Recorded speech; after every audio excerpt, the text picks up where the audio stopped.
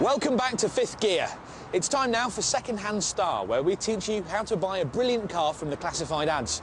Johnny, what we got this week? An absolute legend and a firm favourite of mine. It's the VW Golf GTI. But it's not your Mark 1 or your classic Mark 2. It's actually the one that's still being made today. It's the Mark 5. It is without doubt the best GTI they've ever made. When it came out in 2004, we had no hesitation in making it our overall car of the year. It's fast, it's classy, refined, beautifully built, and I bet you've never considered a model this new could be a second-hand bargain. Well, it is. Prices are heading nicely down to the 13 grand mark, which is dirt cheap for the only car you'll ever need.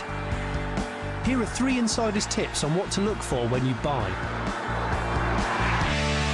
Firstly, check the wheels. Now, these are the 18-inch Monza 2 rims, and they're by far the most desirable for all of the Golf GTIs, largely because they transform the look of the car and they look bigger than what they really are. But there's a problem. They're very easily scuffed, so if the previous owner's been driving alongside curbs a lot, it's going to cost you. Their specialist surface of the rim is actually quite difficult to refurbish, and it can cost at least £100. Now, that's about twice the amount of normal alloy wheel refurbishment.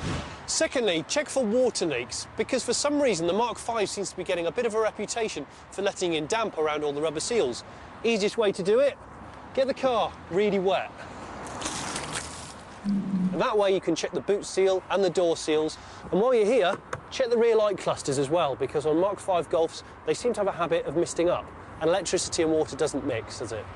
Finally, and this is more of a recommendation rather than a problem, normally I go for a manual gearbox when it comes to a hot hatch, but this Golf is equipped with the optional DSG system.